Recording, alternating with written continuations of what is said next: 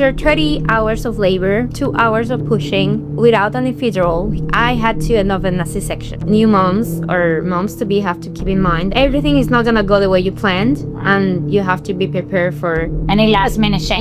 Yeah, and be okay with that, because that can be a toll on you after that. Hi everyone, Dr. G over here, and today we're gonna have dynamic talks. This time I'm bringing Ailen. Welcome, Ailen. Thank you for having me. Of course, it's a pleasure. So tell me a little bit about all your first time experiences and how you've been kind of like coping with those experiences, like good and bad. To start, the newborn is a new person that you don't know, and a lot of moms have like that right away connection with their baby. Mm-hmm. I had that thing. I'm very thankful for that, but others don't. Right. And even if you have that, like, I love you right away, connection, you don't know that baby. You don't know, like, even if you know, like, babies cry and you don't know why. Right. That's very triggering for anxiety. Mm-hmm. Even as a like when you're the mother, hearing your baby cry is just the worst thing ever. Yeah. Sometimes they're just crying because they're uncomfortable. There's nothing you can do. Mm-hmm. So having that moment where like you start panicking and you're like, my baby's crying, is her duty. Like, what I'm doing wrong, you know? Mm-hmm. Like, I'm giving everything that I thought that he needed, and it's the price. So that's very triggering. In my case, I was just not obsessed, but very worried about SIDS. Aha, yes. That was like my nightmare. So I was following, like, I still do, safe sleeps forever. Like, you know, my baby on a flat, swaddle, like, a fan in the room, like, nothing in the crib. Back to sleep. In the sleep, by himself, you know, all those things. And that for sure, a baby needs, like, warm to sleep. Right. And I was like, no, because... like human connection. Yeah, and I'm like, yes, but I don't want to fall asleep because I'm exhausted. I'm scared to fall asleep with my baby. I didn't want anyone to fall asleep with the baby. You know, we'll have to watch the baby. Like, you see breathing. It's just all that builds up. And of course, like, all the germs. No one was allowed in the house. No one was allowed to kiss the baby. You have to wash your hands. Like, stay away. Like, are you sick? Like, I isolated myself for at least 2 weeks. No one was allowed to be in the house. No one was allowed to be in the hospital. I was very obsessed with him getting RSV, you know, the virus, because he was born in February. So obsessed over germs and, like, over everything that could hurt. Mm-hmm. So that for sure, I wanted to keep him safe. He still is kind of... I'm getting a little bit more relaxed now, but even then, if I see a stranger coming too close to him, I'm like, what are you doing? Like, get away. Yeah. It's just like that anxiety that has on me. And I'm not flexible with my rules about him because I'm scared that something bad's going to happen to him. An intrusive thought, that's something that we don't talk about a lot, but... holding him, I'm thinking you're going to drop him on the floor, or he's going to hit his head on the wall. This is like, all those things come, and you're like, why am I having those ideas? Like, is that normal? What's going on in your mind? Just like... That is very common, and I'm glad that you mentioned the intrusive thoughts. Because intrusive thoughts are very common when we are extremely anxious. Okay? When we're extremely anxious, our brain is overworked because we are not getting enough sleep. That goes... on top of, obviously, you have a newborn, so of course you're not getting enough sleep because you gotta feed your baby every 2 hours. And then if you're already anxious by default, some of us are like baseline a little bit more anxiety prone than others. On the addition that you just gave birth, the changing hormones, so all that contributes to an increased level of anxiety. Then of course you start having intrusive thoughts because you're a first-time mom. So you get worried about anything. Like, you want everything to be done to perfection. You want your baby to be in a bubble.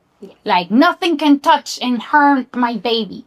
And you know, those are kind of like thoughts are very common and a lot of women experience.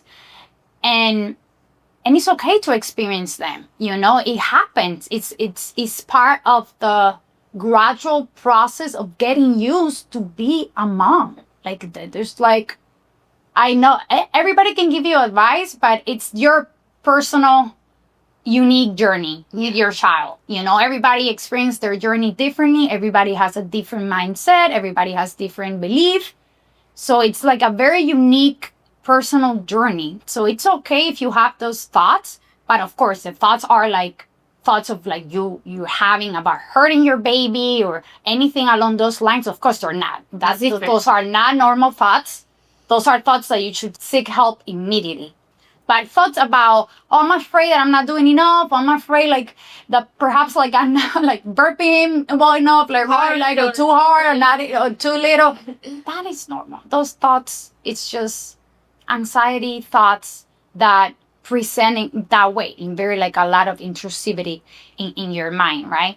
The other thing that I wanted to mention was the Ailen talk about SIDS. For those of you who don't know what SIDS means, it means sudden infant death syndrome. Okay, and that is most commonly in the first month of a baby being born, because there has been in the past a lot of research that has shown that some babies unfortunately pass away in their sleep, and at the time they didn't know what the cause was, and then after a lot of research they discovered that it was something called sudden infant death syndrome and had a lot of risk factors contributing to that. So just like what you were mentioning, right? Like Overheating. like overheating, even sleeping on their tummy, right?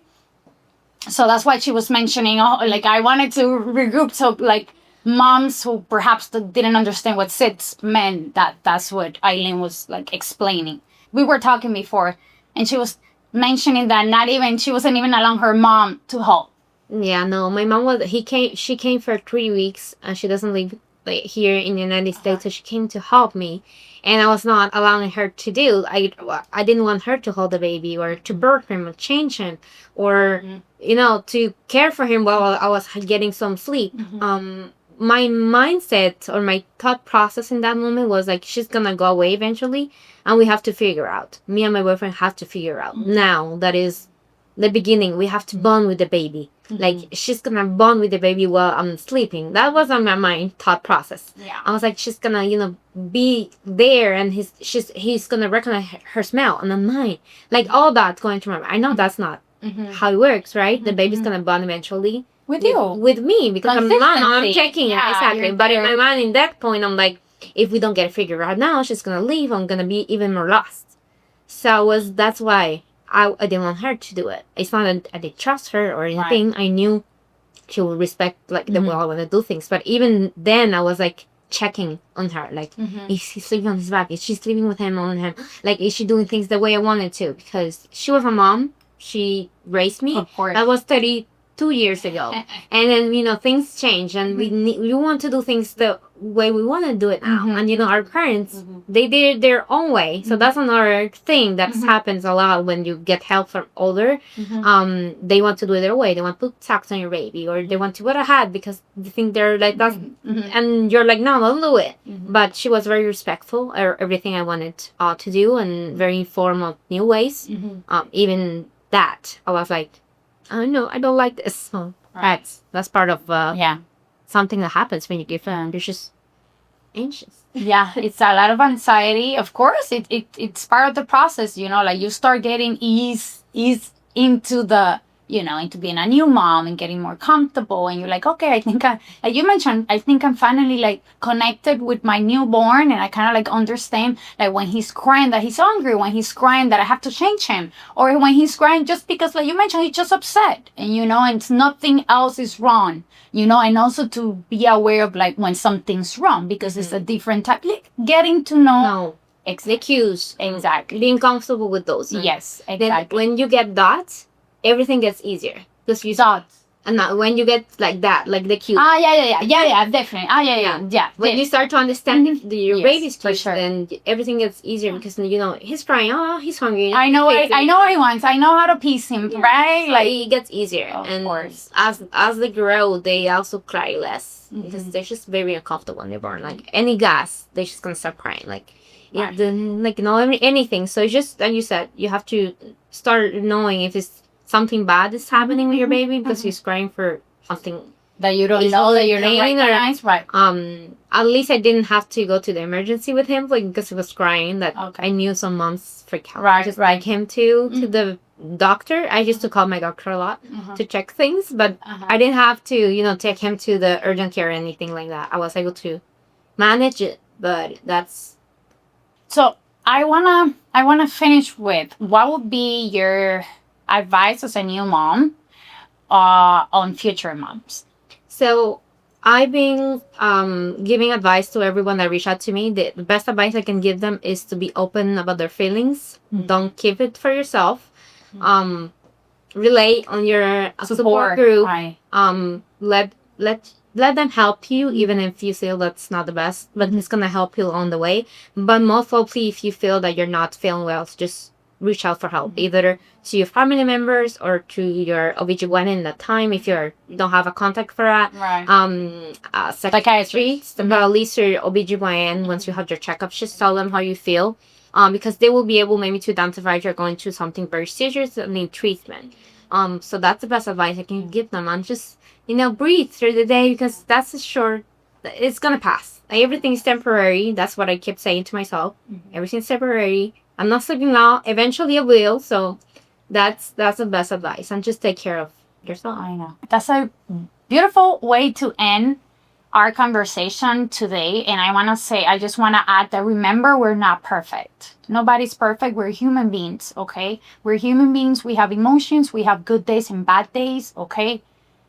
You don't have to strive for perfection. You have to strive to feel good and connect, okay? And being emotionally balanced. So if you feel like you're having a hard time, you're not doing good enough, and that's just a couple of days, it's okay. It's okay. It shall pass. Now, if it's something that is going on for weeks, please reach out for help. Ask for help. Reach out to a friend, reach out to your parents, reach out to your support system, to your husband, partner, fiance, or if not, reach out to your professional, to your doctor, or go on Google and see. There's a lot of support groups for women after delivering babies. Okay? So I want to leave with that. Take care of yourself.